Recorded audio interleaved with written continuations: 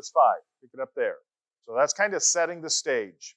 Because you've been baptized, dead to certain things, alive to certain things, we're covered in Christ, so we need to be like Christ. We need to live like Christ. We need to act like Christ. Verse 5. Put to death, therefore, whatever belongs to your earthly nature. Sexual immorality, impurity, lust, evil desires, and greed, which is idolatry. Because of these, the wrath of God is coming.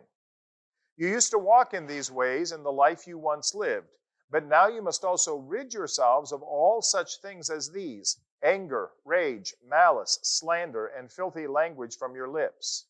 Do not lie to each other, since you have taken off your old self with its practices and have put on the new self, which is being renewed in knowledge in the image of its creator.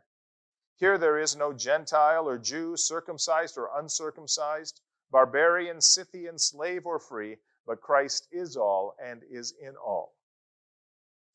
So he says, because we have died with Christ and been raised with Christ, we are commanded to put to death the sins of the mind and of the body. Okay, that's our earthly desires, our evil desires, our earthly nature.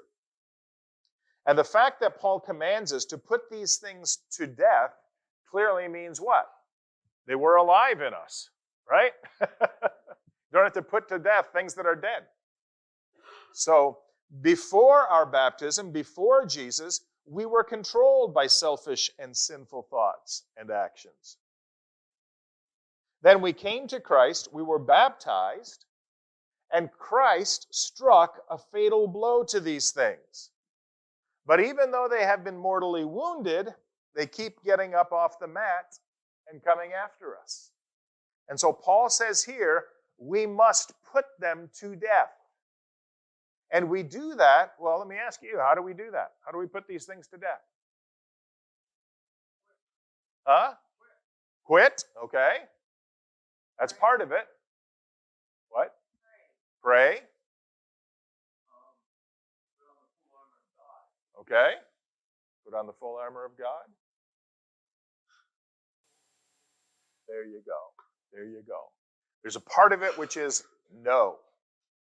Not going to go there, not going to do that, not going to think about that, and so forth. If all you do is the no part, you will fail every time. There has to be the yes part. Okay? I'm going to say no to this because I'm going to say yes to this. I'm going to deny that in order that I can do this. Okay? And so there has to be the positive. There has to be the replacement. There has to be the replacement. How many of you have ever made a New Year's resolution? Okay? How did that work for you? Anybody still living out this year's New Year's resolution? Okay? Right? How many of you have ever said, I'm not going to eat any sweets for a period of time? Any of you ever done that? How's that worked? No. Yeah. Yeah. So instead of the sweets, I'm gonna eat the healthy stuff. Okay, so it's focusing on the positive. It's the replacement, and that's what he's getting at here. We need to feed on the good and the right, to starve out the sinful and the bad.